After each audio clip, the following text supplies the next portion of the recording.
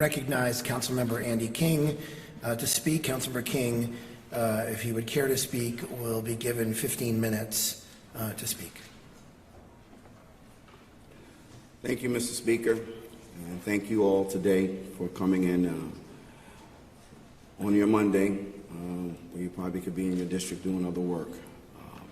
I want to thank the Most High in Christ, who every day wakes me up to do the work of his children on this planet. Being a son of a veteran, learning discipline, being a son of a mother who has been a wonderful leader and guiding my steps, to my grandparents, to my aunts, my daughters, my granddaughters, I say I love you, and I thank them for their support. Equally, and I want to say thank you to my neighborhood, my community who educated and raised me and voted for me to come down here and represent them. It's a sad day when your elected representative gets put out to task on anything that disrespects or violates rules of integrity and respect. With that all being said, I'm a man who's very respectful, full of integrity, stands for something, doesn't fall for anything and everything. And because people say things sometimes don't necessarily make it true. Because people get their feelings hurt doesn't necessarily make it true. It's a fact that we all have a feeling, but every feeling isn't a fact. So we're sitting here today with the task of figuring out how to respond to allegations in a document, a 40-page document, that have said I am the worst person on the planet. I am some type of martyr, I'm some type of taskmaster, or whatever you want to call it. I'm the oppressor in this case that says I've done such horrible things to my staff. That could be farthest from the truth. Ever since I've been in office, I've treated my staff like my own family. That means what? If you were hungry, you got fed. If you needed clothes, I took you shopping. If you needed a pair of shoes, I went to the closet and gave you a pair of shoes. That's how I treated my staff. If you needed a ride home, I took you home. If you needed money to pay your rent, I gave you money out of my pocket to help you pay your rent. When you were down and desolate, I did all I could to help sure that you had an opportunity to get your life together.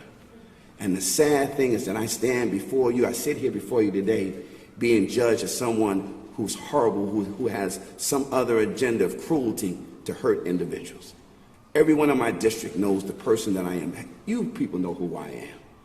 So to sit here and take a report to kill a character of a father, a grandfather, who we all are in here, and brothers and sisters, it's sad that we all are placed in this position to even have this kind of conversation. It's been argued since this case was opened up that I have not participated, made a mockery of this, and have disrespected this process. That is farthest from the truth. Let me just read something to you. My attorneys have reached out, and in May, we were scheduled to meet to discuss this case. The meeting was postponed because the interviewer had to go on vacation. It was rescheduled again. My attorney and I was at her office waiting for the interviewer to come up. We sat there for half an hour. Nothing. Then my attorney decided to call. Oh, she's stuck in traffic. For 3 hours, we waited to be interviewed and discuss this matter, only for the counsel not to show up to talk to me, with no explanation why they didn't show up. Then, during a hearing that was scheduled on September 13th, Matteo asked a question when my attorneys put it on the record that we waited for 3 hours and talked she was stuck in traffic.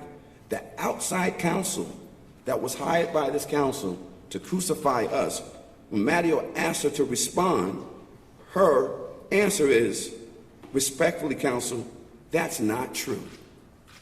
This counsel went on the record and technically and actually lied to the committee and said, I did not wait for 3 hours to be interviewed. If you can lie at the beginning of a conversation, then the rest of your document is flawed. I am so bothered that I am being put in this situation and acting like I'm some horrible individual. I've read the transcript. I wish you all had an opportunity to read the transcripts, because the 1 and 1 doesn't equal 2 in these documents. Their 1 and 1 is equaling 9, and I don't know how they got there.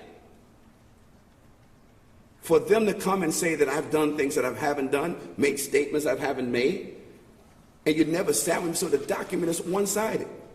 It's a one-sided document they're asking you to vote on. My due process has been violated, and it's been said from the committee that the discretion is at the discretion of the committee. So while you've heard today that I was not attending the hearing, well, you know, you tell me in July, you tell me when you start this conversation, when my attorney asks you for, and may ask you for the allegations, what are you charging my client with? We're told on a Friday we'll have it for you, then on a Monday you can't get it. My attorney was blown away. How did they tell you you can't get the allegations? Took them months before they responded to us with some allegations when they charged us on the 21st of August. And when they charged us on the 24th of August, my attorney could only say, I guess they didn't have anything then, so they had to build a case against you. Months went by before they gave us information. But back in May and in June, we made ourselves available for an interview, which they didn't show up. And one was canceled. But they sit here and tell you that I didn't want to participate and didn't want to engage. And then when it gets scheduled on the 10th, when they reschedule it to the 10th, on the 21st, they scheduled it on the 10th. My attorneys say, I'm out of the country. Can we get an adjournment? The committee has the power to give an adjournment. They chose not to.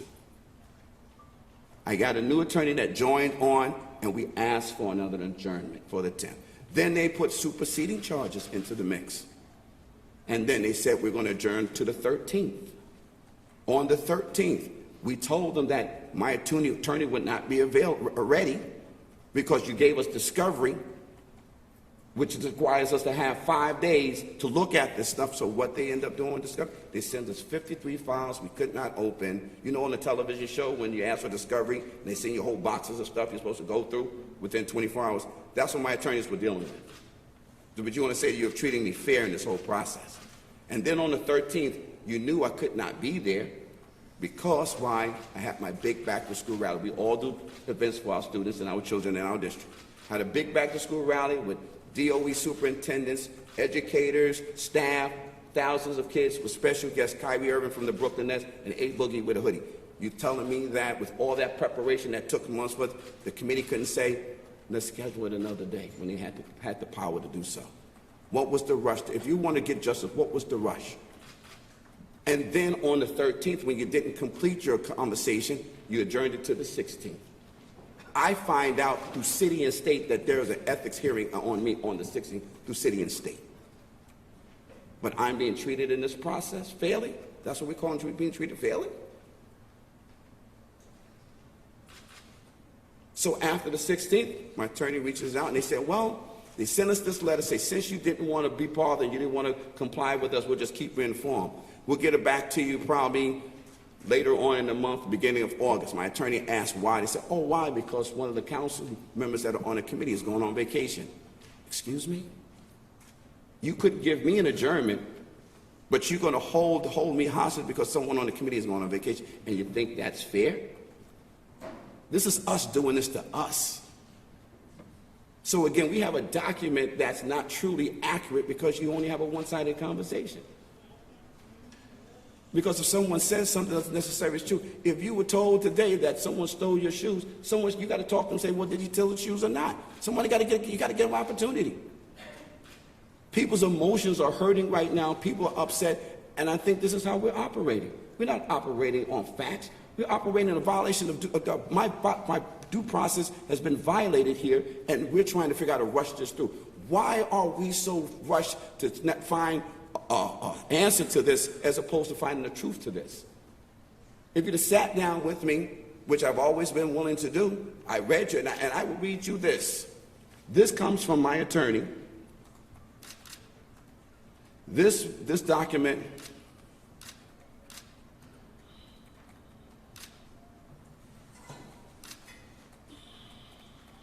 excuse me.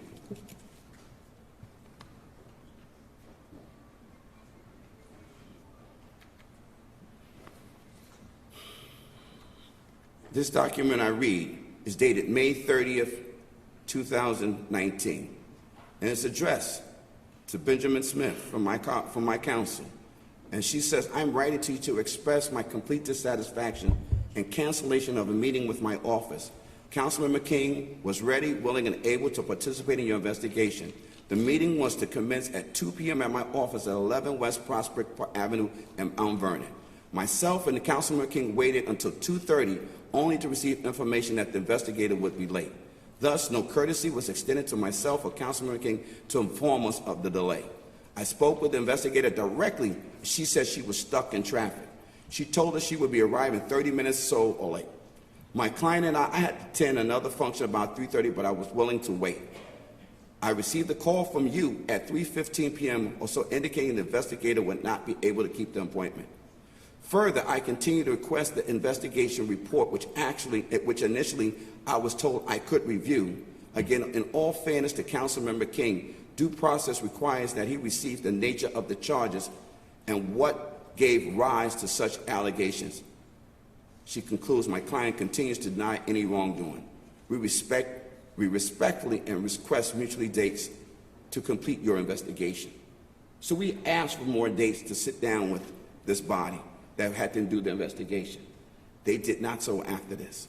But they sit here and give you a conversation that's misleading and misdirected. I'm offended that we would get offended.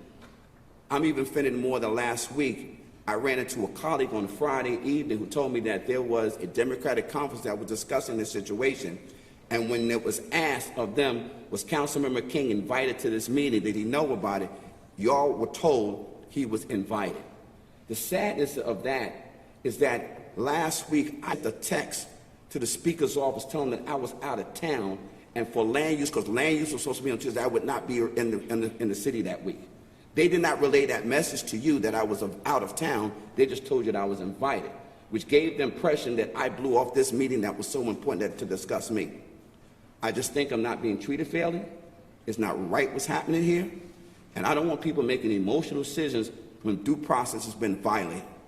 I'm asking you for your support as someone who is duly elected as you are, a father, a grandfather, a husband, someone who cares, someone who's in the hands of Christ. I'm asking you all to look inside yourselves and see the truth within this matter. And if we really want to have a real conversation about anything and allegations, then everyone, whoever in this body ever gets charged with anything should have the opportunity, but actually have that opportunity to deliver to them in fairness to have their voices heard. This was not the case here today. Regardless of what you heard, you've heard a lot of striking conversation, a lot of words that were put out there, a lot of things to stir emotions to make you feel that I'm this horrible individual and people were crucified. That is not the case. I have been, and I will always be a kind and loving soul, and that's where I stand. I implore you today to make a decision, not only that protects this council, but protects us all moving forward. I ask you for your support. And with that all being said, I thank the Most High in Christ, and I pass it all up to him for favor and flavor. Thank you again for your time, everyone.